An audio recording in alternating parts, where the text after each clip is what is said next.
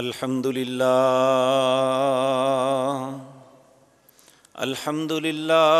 نحمده ونستعینه ونستغفره ونعوذ باللہ من شرور انفسنا ومن سیئات اعمالنا من يهده الله فلا مضل له ومن يضلل فلا هادي له وأشهد أن لا إله إلا الله وحده لا شريك له وأشهد أن محمدًا عبده ورسوله أما بعد فإن خير الحديث كتاب الله وخير الهدي هدي محمد صلى الله عليه وسلم وشر الأمور محدثاتها وكل محدثة بدعة وكل بدعة ضلالة وكل ضلالة في النار رب اشرح لي صدري ويسر لي أمري واحلل عقدة من لساني يفقهوا قولي اللهم انفعنا بما علمتنا وعلمنا ما ينفعنا وزدنا علما رب اوزعني ان اشكر نعمتك التي انعمت علي وعلى والدي وان اعمل صالحا ترضاه وأصلح لي في ذريتي إني تبت إليك وإني من المسلمين أعوذ بالله السميع العليم من الشيطان الرجيم بسم الله الرحمن الرحيم ولا تحسبن الله غافلا عما يعمل الظالمون إنما يؤخرهم ليوم تشخص فيه الأبصار مهطعين مقنعي رؤوسهم لا يرتد إليهم طرفهم وأفئدتهم هواء وأنذر الناس يوم يأتيهم العذاب فيقول الذين ظلموا ربنا أخرنا إلى أجل قريب نجب دعوتك ونتبع الرسل أولم تكونوا أقسمتم من قبل ما لكم من زوال وسكنتم في مساكن الذين ظلموا أنفسهم وتبين لكم كيف فعلنا بهم وضربنا لكم الأمثال وقد مكروا مكرهم وعند الله مكرهم وإن كان مكرهم لتزول منه الجبال فلا تحسبن الله مخلف وعده رسله ان اللہ عزیز ذو انتقام۔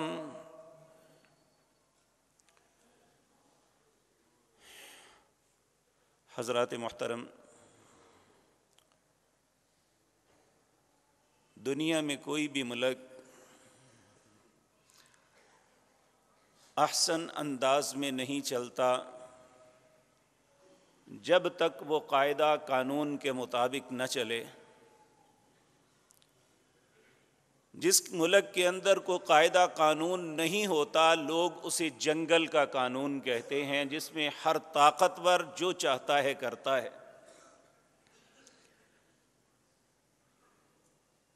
اسی طرح یاد رکھیں اس کائنات کو چلانے والا مالک و خالق جو اللہ ہے،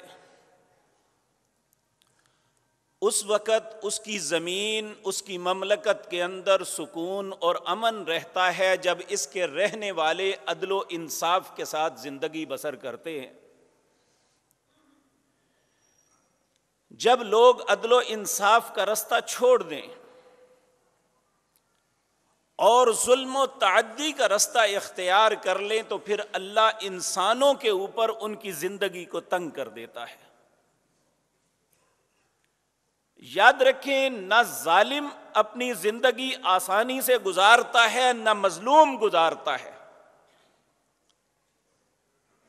اور تیسرا وہ طبقہ جو نہ ظلم کرنے والا ہے نہ ظلم سہنے والا، لیکن نہ وہ ظالم کو منع کرتا ہے نہ مظلوم کی مدد کرتا ہے۔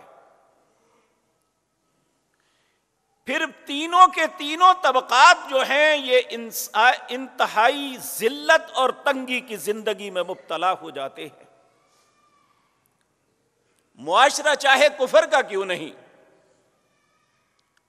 وہ چرچل کا معروف قول، جب جنگ عظیم کے اندر اس کی فوجیں شکست پہ شکست کھا رہی تھی تو لوگوں نے کہا کہ ہمارا معاملہ اب ختم ہے۔ اس نے اپنے لوگوں سے پوچھا کیا ہمارے ملک میں عدل ہوتا ہے؟ انہوں نے کہا ہاں ہماری عدالتیں عدل کرتی ہیں۔ تو کہا پھر ہمیں شکست نہیں ہو سکتی۔ جس مملکت کے اندر عدل قائم ہوگا اس کو اللہ رب العزت کی خاص تائید اور نصرت حاصل ہوتی ہے، اور جہاں ظلم کا بازار گرم ہو جائے وہاں اللہ کی مدد اٹھ جاتی ہے، ختم ہو جاتی ہے۔ عمومی طور پہ مظلوم پوچھتا ہے کیا جس اللہ سے دعائیں مانگی جاتی ہیں، جو اللہ دعاؤں پہ فیصلہ کرتا ہے، آج کیوں نہیں ہمارے حق میں فیصلہ ہو رہا؟ کیوں نہیں مظلوم کی مدد ہو رہی؟ تو جو آیات میں نے آپ کے سامنے تلاوت کی ہیں اس میں اللہ یہ بات سمجھاتے ہیں، وَلَا تَحْسَبَنَّ اللَّهَ غَافِلًا عَمَّا يَعْمَلُ الظَّالِمُونَ۔ تم میں سے کوئی بھی شخص یہ گمان نہ کرے کہ جو بھی ظالم ظلم کر رہا ہے اللہ اس کے ظلم سے غافل بیٹھا ہوا ہے۔ انما یؤخرہم، اللہ اسے مہلت دے رہا ہے کہ تو اپنے آپ کو طاقتور سمجھتا ہے، تو اپنے آپ کو منصب دار سمجھتا ہے، تیرے قلم کے اندر بڑی طاقت ہے جو مرضی لکھ دے، تیرے پیسے کے اندر بڑی طاقت ہے جس کے لیے جو مرضی کر دے، تیرا خاندان بڑا ہے جس کو مرضی تو بلڈوز کر دے، کر کے دیکھ لے۔ انما یؤخرہم، اللہ کہتا ہے میں مہلت دیتا ہوں، کب تک؟ لیوم تشخص فیہ الابصار، جب اس کی پکڑ کا دن آئے گا اس دن آنکھیں پھٹی کی پھٹی رہ جائیں گی۔ مہطعین مقنعی رؤوسہم، اس دن پھر منہ اٹھا کے بھاگے گا، کوئی جائے پناہ نہیں ملے گی۔ آپ دنیا بھر میں تاریخ انسانی میں جتنے ظالم اور جابر حکمران تھے جنہوں نے کبھی اپنے لوگوں پہ ترس نہیں کھایا، کبھی ان کے انجام پہ غور تو کرو۔ اللہ رب العزت نے ہمیں بے شمار مثالیں ہمارے سامنے رکھی ہے۔ مال کے اعتبار سے جو ظالم تھا قارون، کیا اس کا انجام ہمارے سامنے نہیں ہے کہ اس کے مال اور اس کے باڈی گارڈز کا مقابلہ کوئی نہیں کر سکتا تھا، لیکن جب اس کی مہلت ختم ہو گئی اللہ زمین کے اندر گاڑ دیا۔ وہ فرعون جو 70 سال تک بنی اسرائیل کے بچوں کو مارتا رہا، یذبحون ابناءکم ویستحیون نساءکم، ان کے بیٹوں کو ذبح کرتا اور ان کی بیٹیوں کو زندہ کرتا اپنے کاموں کے لیے، اپنی بدماشی کے لیے، اپنی غلامی کے لیے۔ بالآخر کیا ہوا؟ ایک وقت جب اس کی پکڑ کا آ گیا، اللہ رب العزت نے پانی میں ڈبویا۔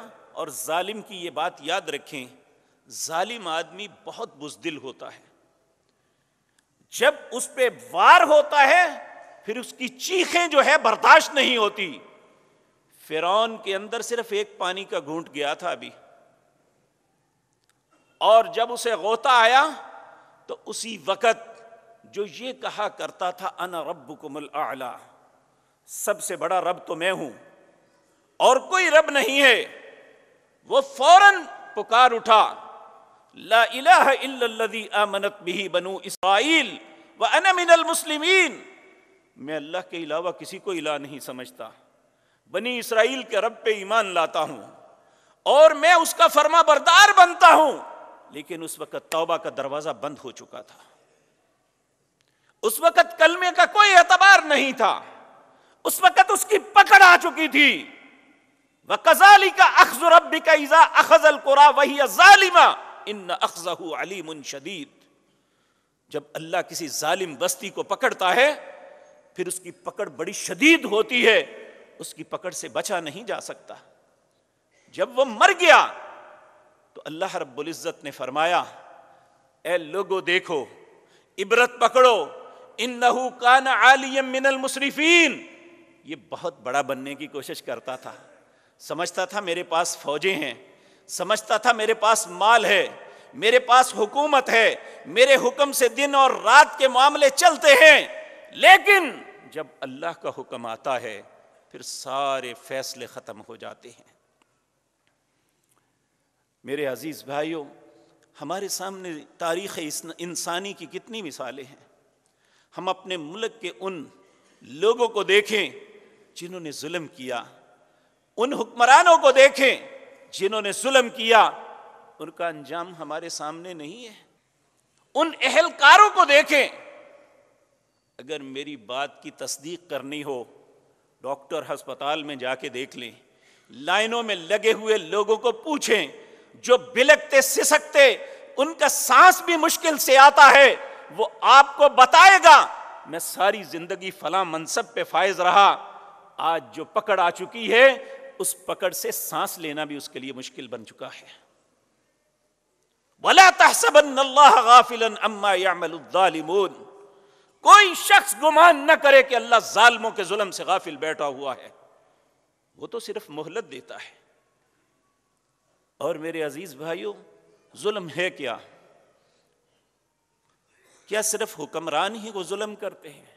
نہیں میرے بھائیوں، یہ میں بھی ہو سکتا ہوں، آپ بھی ہو سکتے ہیں۔ اور اللہ رب العزت کسی ایسے شخص کو پسند نہیں کرتا جو ظلم کر کے خوش ہوتا ہے۔ نبی کریم صلی اللہ علیہ وسلم نے فرمایا اللہ سب سے زیادہ ناراض اس بندے پہ ہوتے ہیں جو سخت دل ہے، اور ہمیشہ ظلم سخت دل انسان کرتا ہے، نرم دل انسان کبھی ظلم نہیں کرے گا، وہ جب بھی بات ہوگی درگزر کرے گا، اور یہی ایسا ہی دل اللہ رب العزت کے ہاں پسندیدہ ہے۔ اب ظلم کیا ہے؟ ائمہ مفسرین نے ظلم کی جو تعریف کی ہے وہ آسان، ویسے تو بہت لمبی تعریفیں، بہت سی باتیں اس کے متعلق کی، لیکن جو بات سمجھ آتی ہے وہ یہ کہ ظلم اس چیز کو کہتے ہیں کہ جو اس چیز کا محل ہے وہاں رکھنے کے بجائے دوسری جگہ پہ رکھی جائے۔ مثال کے طور پہ انہوں نے لکھا ہے یہ پگ، یہ انسان کے سر کی عزت ہے، اس کی شان ہے، اگر اسی کو پاؤں پہ باندھ دیا جائے تو کیا ہوگا؟ کیا اس کی شان بنے گی؟ وہ تو چلے گا بھی نہیں، وہ تو گر جائے گا، وہ تو اس کے پاؤں کی زنجیر بن جائے گی۔ اس کا مقام یہ تھا جب اسے یہاں سے یہاں پاؤں پہ لے آئے تو یہ ظلم ہوگا، اس کا نام ظلم ہے۔ اسی طرح میرے عزیز بھائیوں، ائمہ مفسرین نے ظلم کو 3 قسموں میں ڈیوائیڈ کیا ہے۔ ایک وہ ظلم ہے جو انسان اپنے رب کے ساتھ کرتا ہے، وہ ہے شرک، کسی اور کو وہ مرتبہ، کسی اور کو وہ مقام دے دیتا ہے جو اللہ کا حق تھا۔ اللہ نے انسان کو بعض چیزیں نہیں بخشی، مصیبتوں کو ٹالنا یہ کسی انسان کے بس کی بات نہیں۔ اللہ فرماتے ہیں وَإِن يَمْسَسْكَ اللَّهُ بِضُرٍّ فَلَا كَاشِفَ لَهُ إِلَّا هُوَ، جب میں کسی کو پکڑتا ہوں، تکلیف میں مبتلا کرتا ہوں، تو یاد رکھو میرے علاوہ کوئی اس تکلیف کو ہٹا نہیں سکتا۔ وَإِن يُرِدْكَ بِخَيْرٍ فَلَا رَادَّ لِفَضْلِهِ، اگر میں کسی کو کچھ عطا کرنا چاہتا ہوں کو کائنات میں اس عطا کو کوئی نہیں روک سکتا. کوئی یہ کہے کہ میرے چونکہ مجھے پسند نہیں ہے اس لیے میں نہیں دیتا. اس لیے میرے عزیز بھائیو یہ سمجھنا چاہیے کہ یہ جو ہم کہتے ہیں فلاں نے رزق بند کر دیا، فلاں نے اولاد نہیں دینی دی، فلاں نے ایسے کر دیا، واللہ باللہ سمت اللہ، نبی مکرم جناب محمد الرسول اللہ صلی اللہ علیہ وسلم آپ خود بھی اور آپ نے اپنی امت کو تلقین فرمائی فی کل دبر الصلاۃ، اپنی ہر نماز کے بعد یہ اقرار ضرور کرنا، اللہم لا مانع لما اعطیت ولا معطی لما منعت ولا ينفع ذا الجد منک الجد. اے اللہ جسے تو عطا کرنا چاہے اس سے کوئی روک نہیں سکتا، اے اللہ جس سے تو روک لے اسے کوئی دے نہیں سکتا. دنیا کا کوئی طاقتور، دنیا کا کوئی مالدار، دنیا کا کوئی صاحب علم نہ کسی کا کچھ بگاڑ سکتا ہے نہ سنوار سکتا ہے جب تک تو نہ چاہے. جب انسان اپنے جیسے کسی انسان کو، وہ چاہے کتنا ہی نیک کیوں نہیں، اس کی نیکی اپنی جگہ ٹھیک ہے، اس کا تقوی، اس کی عبادات وہ اپنی جگہ بہت خوبصورت ہے، لیکن اللہ نے کسی نیک کو بھی اپنی قوتوں سے نہیں نوازا. جو باتیں ہم سمجھتے ہیں کہ یہ بگڑی بنا دے گا، اور بلکہ چھوٹی سے چھوٹی بات یہ اللہ کے ہاں ہماری سفارش کر دے گا. قرآن کریم میں اللہ فرماتے ہیں، یہ لوگ کہتے ہیں ہؤلاء شفعاؤنا عند اللہ، یہ فلاں فلاں جو ہے نا یہ اللہ کے ہاں ہماری سفارش کریں گے. تو آگے اللہ جواب پتہ کیا دیتے ہیں؟ اللہ فرماتے ہیں قل اتنبئون اللہ بما لا يعلم في السماوات ولا في الارض، تم اللہ کو ایک ایسی بات کی خبر دے رہے ہو جو اللہ جانتا ہی نہیں ہے. کہ میں نے تو کسی کو اختیار نہیں دیا، میں نے تو کسی کو نہیں کہا. اس کائنات میں ہمارے نبی جناب محمد الرسول اللہ صلی اللہ علیہ وسلم اللہ کی ذات کے بعد اللہ کی مخلوق کے اندر آپ سے بہتر کوئی نہیں ہے. اللہ نے آپ کو شفاعت کا حق دیا ہے، لیکن وہ کس طرح ہوگا؟ نبی مکرم خود بیان فرماتے ہیں. آپ فرماتے ہیں قیامت کا دن ہوگا، سارے لوگ میدان محشر میں ہوں گے، انتظار کی سولی پہ لٹک رہے ہوں گے، حساب و کتاب نہیں ہو رہا ہوگا، کسی کو علم نہیں ہوگا کہ میرا انجام کیا ہونا، اور انتظار کی گھڑیاں بڑی شدید اور سخت اور کربناک ہوتی ہیں. تو ایسے حالات میں ساری مخلوق آدم علیہ السلام کے پاس جائے گی، ان سے التجا کرے گی، آپ ہمارے باپ ہیں، اللہ نے آپ کو اپنے ہاتھ سے بنایا، آپ اللہ کے حضور ہماری سفارش کیجئے، اللہ ہمارا حساب و کتاب شروع کرے. سیدنا آدم علیہ السلام کہیں گے آج اللہ جتنے غصے میں ہیں، ناراضگی میں ہیں، کبھی نہیں، میں اللہ کے حضور پیش نہیں ہو سکتا. پھر سیدنا نوح علیہ کہیں گے نوح کے پاس چلے جاؤ. نوح علیہ السلام کے پاس جائیں گے تو جواب یہی ملے گا. پھر ابراہیم، موسیٰ اور عیسیٰ کے پاس، علی ھذا القیاس کتنے ہی انبیاء کے پاس جاتے جاتے جب عیسیٰ علیہ السلام کے پاس پہنچیں گے تو وہاں بھی وہ کہیں گے میں تمہیں بتا سکتا ہوں کہ کون اللہ کے حضور التجا کر سکتا ہے لیکن جا نہیں سکتا. تو انہوں نے کہا ہماری رہنمائی فرما دیں. کہنے لگے جاؤ محمد الرسول اللہ صلی اللہ علیہ وسلم کے پاس. سب لوگ نبی مکرم کی خدمت اقدس میں حاضر ہوں گے، ان سے التجا کریں گے آپ اللہ کے پیارے حبیب ہیں، آپ اللہ کے آخری نبی ہیں، اللہ نے سارے نبیوں کی سرداری آپ کے سر پہ سجائی ہے، آپ اللہ کے حضور ہماری سفارش کیجئے. نبی مکرم فرماتے ہیں ہاں میں تمہاری بات اللہ رب العزت کے حضور عرض کرتا ہوں. آپ خود فرماتے ہیں میں اللہ کی بارگاہ میں جاؤں گا، اللہ کے عرش کے نیچے سجدے میں گر جاؤں گا، 7 دن اور 7 راتیں اللہ کے حضور سجدے میں گر کے اللہ کی وہ تعریفات کرتا ہوں جو آج مجھے نہیں آتی، اللہ میرے دل میں ڈالے گا. جب 7 دن اور 7 راتیں گزر جائیں گی اللہ پھر کہیں گے ارفع راسک یا محمد صلی اللہ علیہ وسلم، اے محمد صلی اللہ علیہ وسلم اپنا سر اٹھائیے، آپ بات کیجئے، آپ کی بات کو سنا جائے گا، آپ سفارش کیجئے، آپ کی سفارش کو مانا جائے گا. تو میرے بھائیو یہ ہے شفاعت. اور یہ بات یاد رکھیں اللہ کے سامنے حیثیت مخلوق کی یہ ہے یوم یقوم الروح والملائکۃ صفا، قیامت کا دن ہوگا، انسان ہی نہیں سارے فرشتے بھی اللہ کی بارگاہ میں صفیں باندھ کے کھڑے ہوں گے، ان میں جبریل یوم یقوم الروح والملائکۃ صفا، وہ روح جو ہے جبریل امین جو ہے، جو سارے فرشتوں کے سردار ہیں، وہ بھی اس صف میں اللہ کی بارگاہ میں کھڑے ہوں گے، لا یتکلمون، کسی میں جرت نہیں ہوگی اللہ سے بات بھی کرے، الا من اذن لہ الرحمن، صرف وہ بات کرے گا جسے رحمان اجازت دیں گے کہ تمہیں بات کرنے کی اجازت ہے، اگر رحمان اجازت نہیں دیں گے تو لا یتکلمون۔ سورۃ نبا ہے، 30واں پارہ ہے، اس کی آخری آیات اپنے گھروں میں اٹھا کے دیکھ لینا کہ میں اپنے پاس سے تو بات نہیں کوئی کر رہا۔ تو سب سے بڑا یہ ظلم ہے جس میں ہمارے ملک کی 80% آبادی مبتلا ہے، وہ ہے اپنے جیسے انسانوں کو اللہ کے اختیارات کو تقسیم کر دینا، اور اس کا نام شرک ہے۔ اور جو بھی انسان شرک میں مبتلا ہوتا ہے وہ شرک کو گناہ سمجھ کے نہیں کرتا، وہ محبت اور عقیدت کے اندر یہ سب کچھ کرتا ہے۔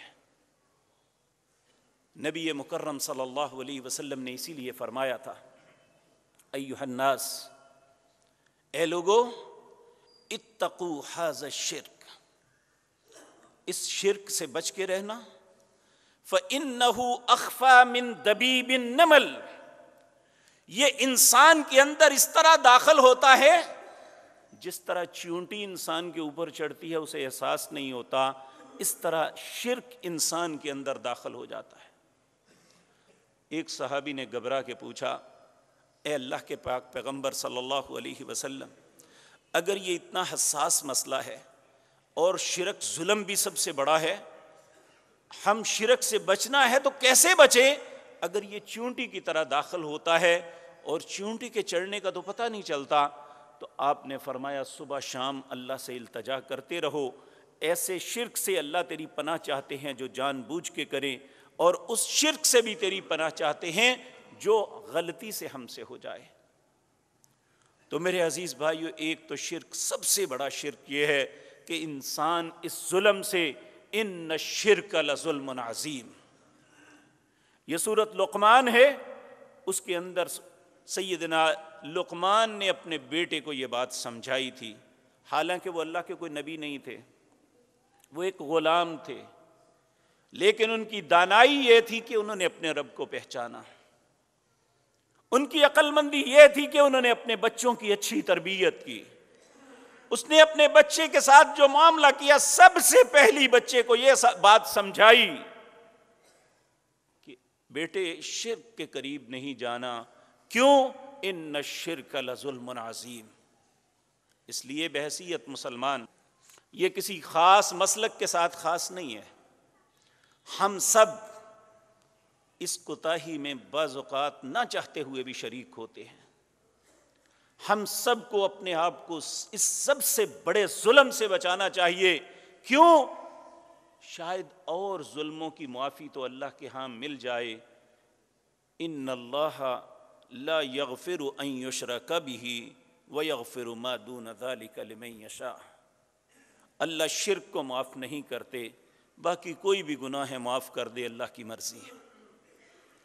بلکہ ایک حدیث قدسی ہے، یا ابن آدم، اللہ مخاطب کرتا ہے آدم کی اولاد کو، کہتے ہیں اتنے گناہ میرے پاس لے کے آ جا، زمین سے لے کر آسمان تک سارا خلا بھر جائے، ایک ریت کا ذرہ رکھنے کی جگہ نہ رہے، سارے زمین کا خلا تیرے گناہوں سے بھر جائے، لا ابالی، مجھے کچھ پرواہ نہیں، الا شرک، میرے پاس شرک لے کے نہ آنا، کیونکہ اگر اس کے ساتھ میرے پاس آئے تو معافی کی توقع بھی نہ رکھنا کہ اللہ اس گناہ کو معاف کر دیں گے۔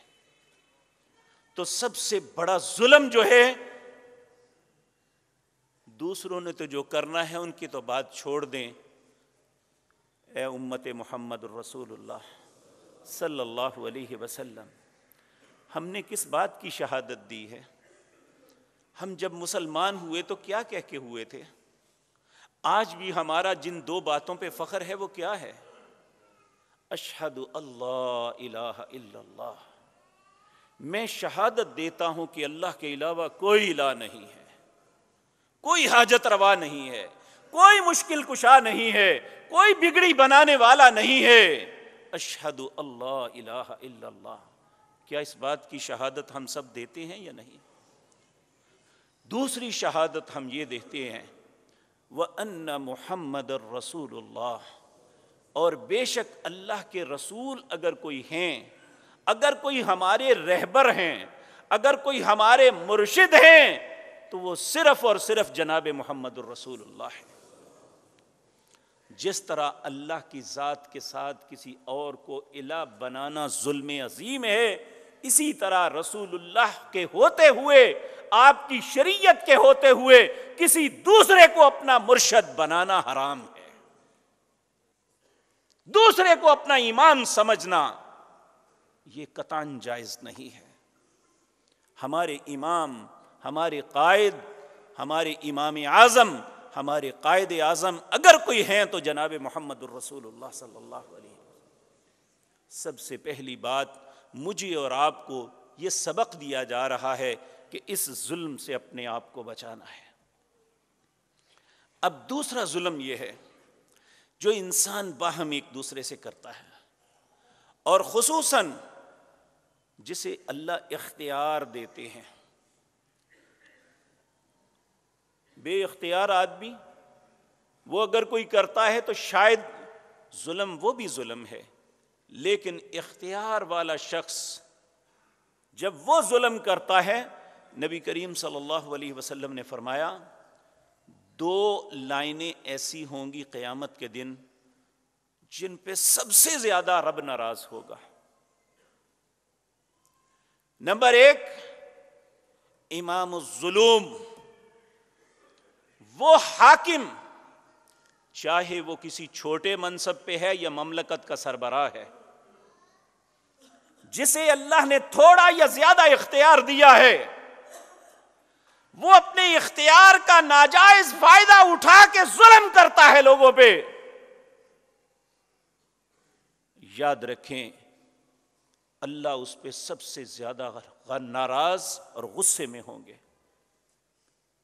اور دوسرا شخص وہ، اللہ نے دین اپنا بھیجا ہے لوگوں کو زندگی گزارنے کے لیے، ایک آئیڈیا دیا ہے، ایک آئیڈیل دیا ہے.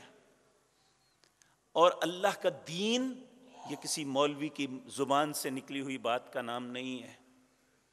اللہ کا دین اللہ کی پاک کلام قرآن ہے.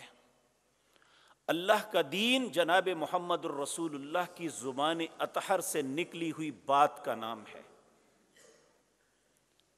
جو شخص اس دین کے اندر غلو کرتا ہے، غلو کیا ہے؟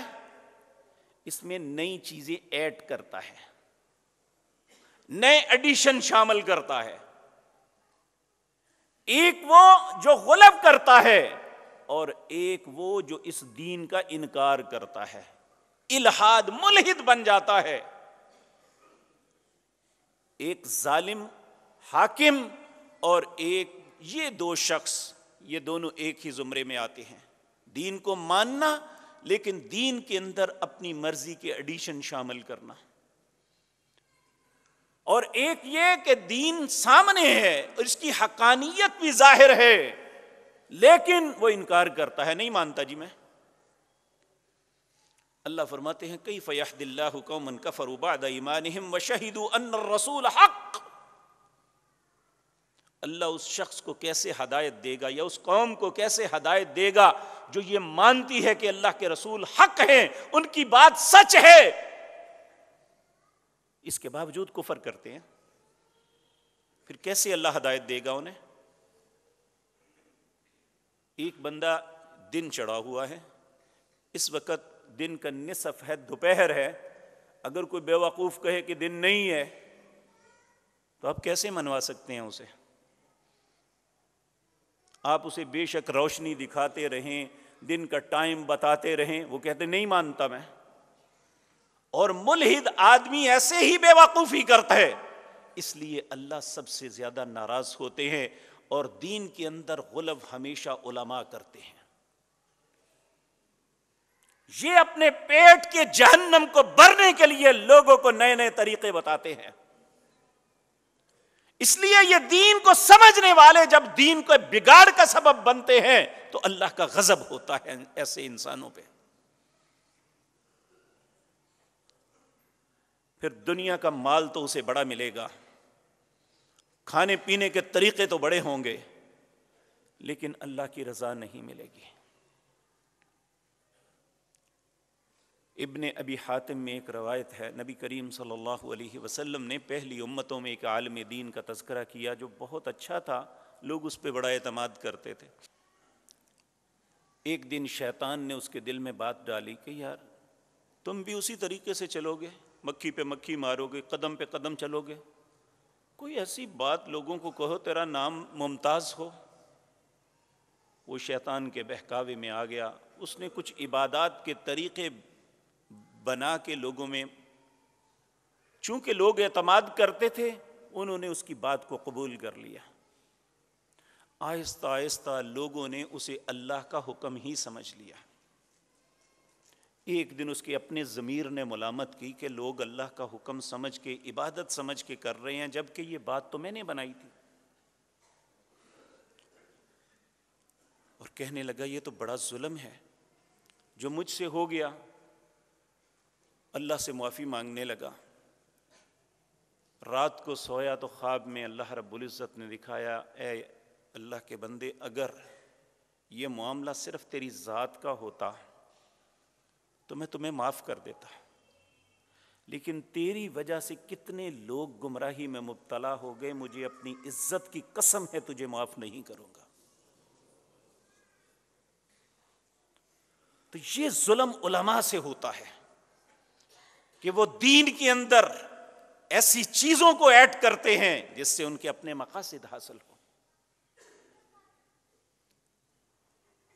اور ایک ظلم باہم ہمارے درمیان ہم کاروبار کرتے ہیں، ایک خریدار ہوتا ہے، ایک فروخت کنندہ ہوتا ہے۔ نبی مکرم جناب محمد الرسول اللہ کا ارشاد ہے صلی اللہ علیہ وسلم، اصول تجارت کے اندر یہ یونیورسل قانون یاد رکھنا چاہیے۔ آپ نے فرمایا لا ضرر ولا ضرار، فروخت کرنے والا اور خریدنے والا دونوں کے دل میں ایک دوسرے کو تکلیف پہنچانا نہیں ہونا چاہیے۔ جب دونوں میں ایک کے دل میں یہ ہوگا، اس سودے کے اندر سے برکت اٹھ جائے گی۔ اور آج ہماری کیفیت یہ ہے کہ خریدار کہتا ہے میں اسے دا لگا لوں، فروخت کنندہ کہتا ہے میں اسے لوٹ لوں۔ یہ تماشا ہماری ساری منڈیوں بازاروں میں لگا ہوا ہے، اور ہمیں احساس نہیں کہ ہم اپنے پاؤں کاٹ رہے ہیں۔ ہم اپنے خلاف ایک چارج شیٹ کھڑی کر رہے ہیں۔ یاد رکھیں جو عمل ہم کر لیتے ہیں وہ تو آگے کی بات ہے نا، صرف زبان سے نکلی ہوئی بات کے متعلق اللہ فرماتے ہیں ما یلفظ من قول الا لدیہ رقیب عتید، تمہاری زبان سے ایک کلمہ نکلتا ہے فوراً ایک رقیب کہتے ہیں، ایک ہوتا ہے دوست، ایک ہوتا ہے رقیب جس کی نظر بڑی ہوتی ہے، اور وہ نظر اسی لیے رکھتا ہے کہ اس سے کوئی غلطی ہو تو میں فوراً کیچ کروں۔ تو انسان کی زبان سے جو کلمہ نکلتا ہے وہ فوراً کیچ کر کے اسے فلاپی میں ڈال دیتا ہے۔ کبھی ہم اپنے ہی موبائل کو آن کر کے اپنی پاکٹ میں ڈال لیں، آدھے گھنٹے بعد اپنی ہی گفتگو سنیں تو شرم سے آنکھیں جھک جائیں گی کہ میں کر کیا رہا ہوں، کیا کیا لفظ میں نے اپنی زبان سے نکالے۔ جب یہ ساری فلاپی اللہ کے سامنے کھلے گی اور اللہ ہمارے سامنے ہمیں بیان کرے گا تو کیا بنے گا؟ ما یلفظ من قول الا لدیہ رقیب عتید۔ اور ایک ظلم یہ بھی ہے کہ ہم اپنے کاروباروں کے فروغ کے لیے ادھار بانٹتے ہیں، ادھار دیتے ہیں۔ اب لینے والے کو تو احساس ہونا چاہیے اس نے میرے ساتھ احسان کیا ہے، اور وہ اس کی رقم کو دبا کے بیٹھ جاتا ہے، اب لے مجھ سے۔ نبی کریم صلی اللہ علیہ وسلم نے فرمایا جس کے گلے میں پیسے موجود ہیں وہ جن کو دینے ہیں انہیں ٹال مٹول کرتا ہے، اللہ اس کے گلے سے برکت اٹھا دیتے ہیں۔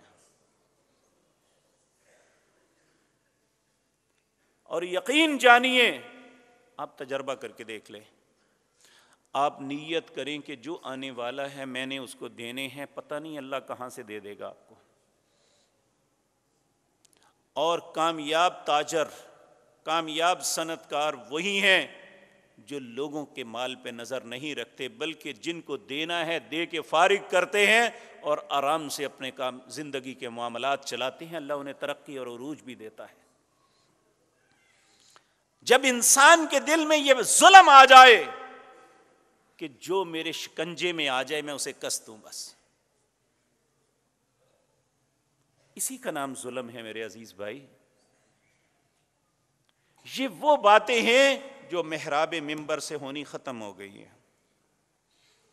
اس کی وجہ علماء بیچارے کاروباری نہیں ہیں، وہ کہتے ہیں ہم کیوں کہیں کسی کو، پھر چندے کا مسئلہ بھی ہوتا ہے۔ میرے عزیز بھائیو، اللہ کے ہاں صرف وہی دیا ہوا قابل قبول ہے جو رزق حلال سے ہے۔ نبی مکرم نے فرمایا ان اللہ طیب لا يقبل الا الطیب۔ لوگو، اللہ پاک ہے، اللہ پاک چیز کے علاوہ کسی چیز کو پسند نہیں کرتا۔ پھر آپ نے فرمایا اگر کوئی رزق حرام سے کوئی اللہ کے راستے میں خرچ کرتا ہے، اللہ اس سے لے تو لیتے ہیں، لیکن نہ تو اس کے دینے سے اس کا وبال ٹلے گا، اس کا رزق پاک ہوگا، نہ اسے کوئی اجر ملے گا۔ جو اس نے ظلم کیا ہے، کسی سے چھینا ہے، کسی کا حق دبایا ہے، وہ اپنی جگہ قائم رہے گا۔ آج ہماری سوچ یہ بن گئی ہے کہ جیسے مرضی کما لو، زکوٰۃ دے دو صاف ہو جائے گا۔ میرے بھائیو، ایسے مال صاف نہیں ہوتے۔ یہ ایک ایسا ظلم ہے جس کے شکار بعض لوگ مظلومیت میں شکار ہو رہے ہیں اور بعض اس ظلم کو کر رہے ہیں۔ اور پھر یہ بھی ہے کہ ایک آدمی کمزور ہے، یتیم ہے، چھوٹا ہے، یا وہ قوانین کو نہیں سمجھتا، ہم اس کا مکان، دکان، زمین ہڑپ کر جاتے ہیں۔ جبکہ جب ہم مشترکہ دیوار بناتے ہیں نا، تو بنانے والا سوچتا ہے کہ میں بنانے لگا ہوں، اپنی دیوار ساری کاٹ کے اس کی زمین میں اپنی دیوار اٹھا لیتا ہے کہ اس نے کون سا بولنا ہے، وہ تو بنا ہی نہیں سکتا۔ نبی کریم صلی اللہ علیہ وسلم نے فرمایا جس نے کسی کی ایک بالشت زمین پر قبضہ کیا، ناجائز قبضہ کیا، جب قیامت کا دن ہوگا اللہ 7 زمینوں اور 7 آسمانوں کا طوق بنا کے اس کے گلے میں ڈال دیں گے۔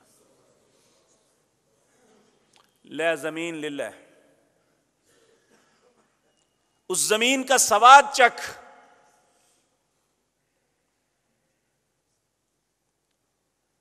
لا الہ الا انت سبحانک انی کنت من الظالمین۔ میرے عزیز بھائیو، یہ بہت ظلم ہے جو ہم اپنے معاشرے میں ایک دوسرے سے کر رہے ہیں۔ اسی طرح میرے عزیز بھائیو، میں اپنے اہلکاروں سے بھی عرض کروں گا، آپ ایک مسلمان ہونے کے ناطے ہمارے بھائی ہیں، اور ایک بھائی کی حیثیت سے آپ سے التماس کرتا ہوں، یہ نہیں کہ میرا کوئی مفاد ہے آپ کے ساتھ، اگر میں آپ کے پاس کسی کام کے لیے آؤں تو نہ کرنا اگر میں غلط کروں، لیکن یہ سوچ لو کہ جس منصب پہ بیٹھ کے جو کچھ کر رہے ہو ایک دن اسے بھگتنا پڑے گا۔ نبی کریم صلی اللہ علیہ وسلم نے ایک دن لوگوں کے سامنے بیٹھے ہوئے، آپ اس کائنات میں سب سے دانا ہیں، سب سے عقل مند، ایسے انداز میں بات سمجھاتے تھے کہ بالکل جاہل آدمی بھی سمجھ جاتا کہ آپ کیا فرمانا چاہ رہے ہیں۔ آپ نے لوگوں سے سوال کیا، مل مفلس، لوگوں بتاؤ مفلس کسے کہتے ہیں؟ لوگوں نے عرض کیا جس کے پاس پیسہ، مال دولت، آسائش آرام، گھر کاروبار، یہ کچھ نہ ہو۔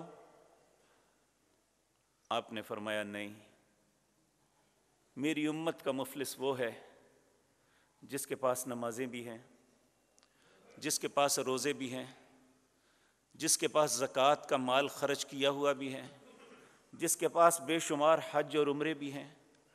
جب قیامت کے دن وہ بڑے ہی فخر کے ساتھ آ رہا ہوگا کہ میں نے اپنی زندگی میں اللہ کی اطاعت اور فرما برداری بڑی کی، لیکن اسے وہ یاد نہیں ہوگا جو ظلم اس سے ہوا۔ اچانک کچھ لوگ اسے گھیر لیں گے اور اللہ کے حضور التجا کریں گے، اے مالک، اس نے مجھے گالی نکالی تھی، اس نے میرا مال مارا تھا، اے اللہ اس نے مجھے تھپڑ مارا تھا، اس نے مجھے اذیت دی تھی، اس نے میری عزت کو پامال کیا تھا۔ اللہ فرشتوں سے کہے گا کہ جس پہ جتنا جتنا ظلم ہوا ہے اس کی نیکیاں ان میں تقسیم کر دو۔ اس کی نیکیاں پکڑ کے تقسیم ہونی شروع ہو جائیں گے۔ اچانک فرشتے کہیں گے مالک نیکیاں تو ختم ہو گئی، حقدار ابھی باقی کھڑے ہوئے ہیں۔ تو اللہ رب العزت فرمائیں گے کہ ان مظلوموں کے گناہ اس پہ لاد کے اس بہت نیک اور متقی انسان کو جہنم کا ایندھن بنا دو۔ یہ تقوی، طہارت، نمازیں سب اپنی جگہ، لیکن ظلم ایک ایسی خباثت ہے جو ان ساری چیزوں کو ضائع کر دیتی ہے۔ یہ نہیں کہ نماز کا اجر نہیں ہے، یہ نہیں کہ روزے اور زکوٰۃ کا اجر نہیں ہے، وہ اپنی جگہ ہے، لیکن جب اس نے وہ ظلم پہ آنکھیں بند کیے رکھی، ظلم کرتا رہا اور ساتھ نیکی بھی کرتا رہا، اسے احساس نہ ہوا کہ اس ظلم کی وجہ سے میری ساری نیکیاں لوگ چھین کے لے جائیں گے۔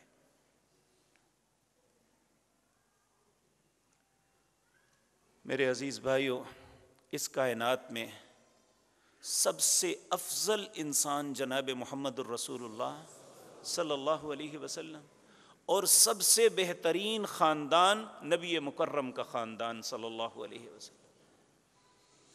آپ اپنے خاندان کے لوگوں کو، زندگی کے آخری ایام ہیں، آپ نے فرمایا یا بنی فلان، یا بنی فلان، اے فلاں کے بیٹو، اے فلاں کے بیٹو، فلاں، میری بات سنو، کل قیامت کے دن یہ نہ سمجھ لینا کہ محمد صلی اللہ علیہ وسلم ہمارے رشتہ دار تھے۔ اگر کسی نے کسی پہ ظلم کیا ہے تو اپنے ظلم کا مداوع کر لو، اگر کسی کا حق مارا ہے تو حق واپس کر دو، اگر کسی کا مال چرایا ہے تو مال واپس کر دو، اگر کسی کا مال دبایا ہے تو واپس کر دو۔ اگر اسی حالت میں اللہ کی بارگاہ میں پیش ہو تو میں تمہارے کسی کام نہیں آؤں گا۔ یہ کون کہنے والے ہیں؟ اس کائنات کے سب سے بہترین انسان جناب محمد الرسول اللہ۔ تو ہم مولوی کو چند ٹکے کھلا کے سمجھ جاتے ہیں کہ یہ سب کچھ دل گیا، اور وہ بھی آرام سے ہضم کر لیتا ہے کہ چلو آتا ہے تو آنے دو۔ دوسرا ظلم یہ ہے جو انسان کرتا ہے، وہ ایک دوسرے کے ساتھ ہے، حتیٰ کہ ایک مزدور جس کا مالک اسے اجرت پوری دیتا ہے لیکن وہ اس کے ساتھ خیانت کرتا ہے، وہ اپنے مالک کے ساتھ ظلم کر رہا ہے۔ یہ نہیں کہ اوپر والا ہی ظلم کرتا ہے، نیچے والا بھی ظلم کرتا ہے۔ تو اس لیے ہر انسان کو اعتدال کے اندر رہنا چاہیے۔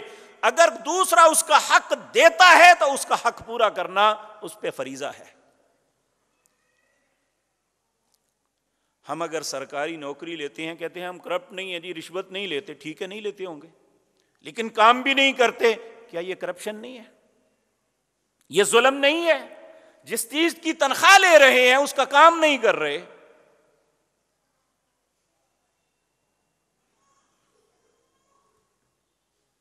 اللہ رب العزت ہمیں سمجھ عطا فرمائے۔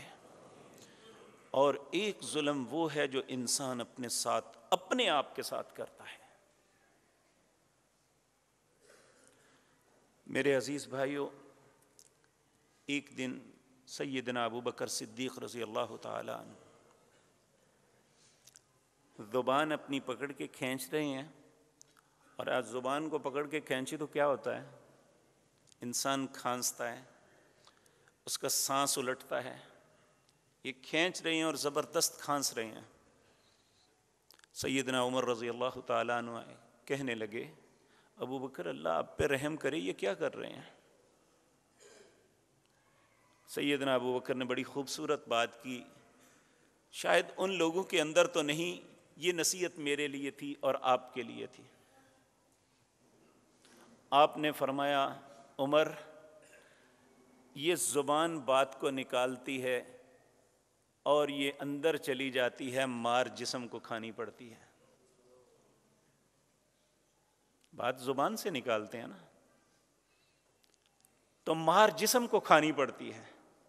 کل قیامت کے دن بھی یہ ہوگا، اور یہ ہم اپنے آپ پہ ظلم کرتے ہیں کہ اگر کوئی غلط کام کر رہے ہیں تو اس کی سزا ہمارے جسم کو بھگتنی پڑے گی۔ یہ وہ ظلم ہے جو اپنی ذات کے ساتھ ہم کر رہے ہیں۔ اللہ رب العزت فرماتے ہیں وَمَا رَبُّكَ بِظَلَّامٍ لِّلْعَبِيدِ۔ اے لوگو یہ یاد رکھو، اللہ اپنے بندوں پہ کبھی ظلم نہیں کرتا، بلکہ بندے خود اپنے آپ پہ ظلم کرتے ہیں۔ فَلَا تَظْلِمُوا فِيهِنَّ أَنفُسَكُمْ، تم اپنی جانوں پہ خود ظلم نہ کیا کرو۔ اور اپنی جانوں پہ ظلم ہم میں سے ہر انسان کر رہا ہے، الا ماشاء اللہ، شاید کوئی بھی نہ بچے۔ کسی نہ کسی طریقے سے ہم اپنی جانوں پہ ظلم کر رہے ہیں، اور جو کر رہے ہیں وہ ہماری عدالتوں نے اس کا فیصلہ نہیں کرنا۔ اس دن تو یہ ہوگا ہم اپنے اوپر لگنے والی فرد جرم کا انکار کر دیں گے۔ اللہ کہیں گے کوئی بات نہیں، الیوم نختم علی افواہہم، اللہ کہیں گے اس کے منہ پہ مہر لگا دو، یہ زبان سے اب نہیں بولے گا۔ وَتُكَلِّمُنَا أَيْدِيهِمْ، ہاتھوں سے اللہ کہیں گے تم بولو کیا کرتے رہے تھے، کیا لکھتے رہے تھے۔ وَتَشْهَدُ أَرْجُلُهُمْ، تمہارے قدم بولیں گے یہ کہاں کہاں چل کے جاتے رہے ہیں۔ ہمارا اپنا جسم ہمارے خلاف گواہی دے گا۔ انسان اپنے جسم سے کہے گا کہ تو میرا تھا، میرے خلاف ہی۔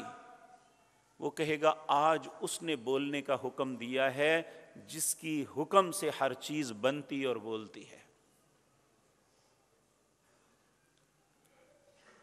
انسان آج تو بے شمار خطائیں کرنے کے باوجود کہتا ہے میں نے کچھ نہیں کیا جی، جھوٹ بولتے ہیں، یہ گواہی کوئی نہیں ہے جی، اگر کوئی ہے تو سامنے لاؤ۔ بے شمار معاملات کی گواہی نہیں ملتی۔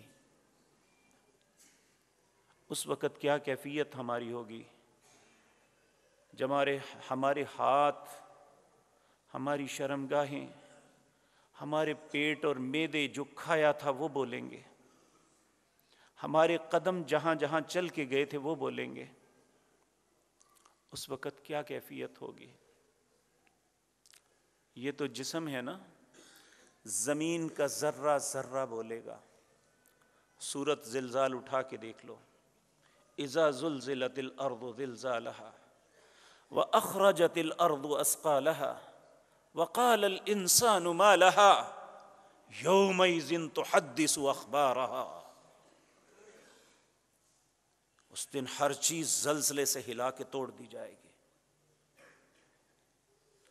وقال الانسان ما لہا، انسان کہے گا اسے کیا ہو گیا، ہوا یہ یومئذ تحدث اخبارہا، وہ اپنی پیٹھ پہ ہونے والی ایک ایک بات کو بیان کرے گا۔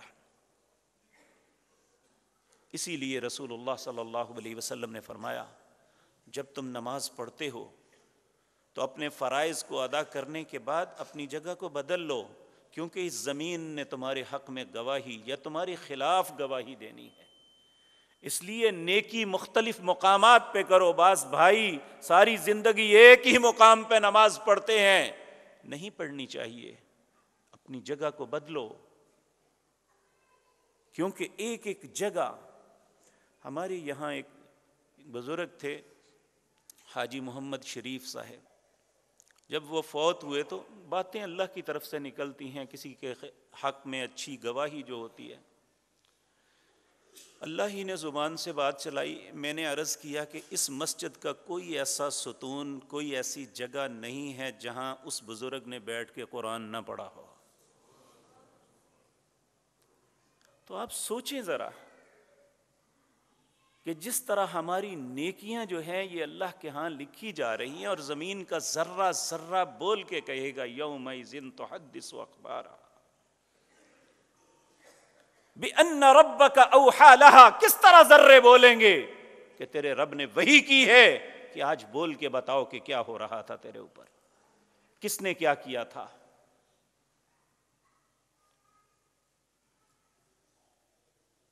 یومئذ یصدر الناس اشتاتا، سینوں کے بھید باہر نکال دیے جائیں گے۔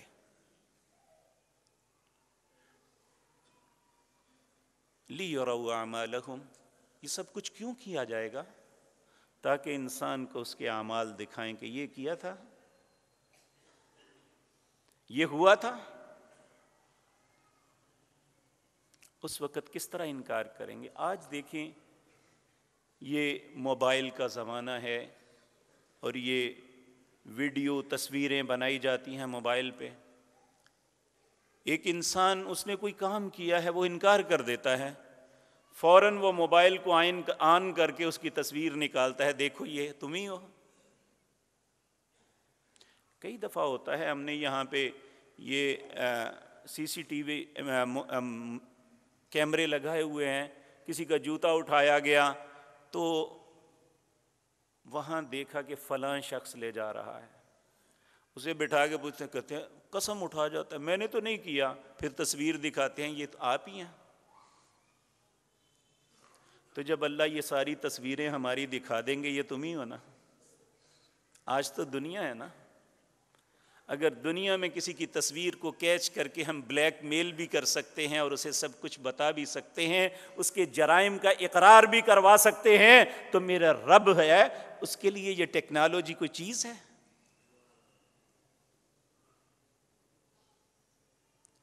میرے بھائیو، اللہ پہ ظلم کرنے سے بھی بچو، میرے بھائیو ایک دوسرے سے بھی ظلم سے بچو، اور اپنی ذات سے ظلم سے بھی بچو، کیونکہ اللہ رب العزت نے فرمایا یا عبادی، اے میرے بندو، میں ساری کائنات کا مطلق العنان حکمران ہوں، بادشاہ ہوں، ملک الملک شہنشاہ ہوں، لیکن انی حرمت الظلم علی نفسی، میں نے اپنی جان پہ بھی ظلم کو حرام کیا ہوا ہے کہ میں نے کسی پہ ظلم نہیں کرنا۔ اس لیے تم بھی، اللہ کہتے ہیں تمہیں بھی چاہیے کہ ایک دوسرے پہ ظلم نہ کرو، اپنی جان پہ ظلم نہ کرو۔ اللہ رب العزت ہم سب کو ظلم سے محفوظ رکھے، ہمیں عدل اور انصاف کی زندگی جینے کی توفیق عطا فرمائے۔ اللہ ہم سب کو ایسے ظلم سے بچائے جو کوئی ہم پہ کرے، اور اس ظلم سے بھی بچائے جو ہم کسی پہ کریں۔ اقول قولی ھذا واستغفر اللہ۔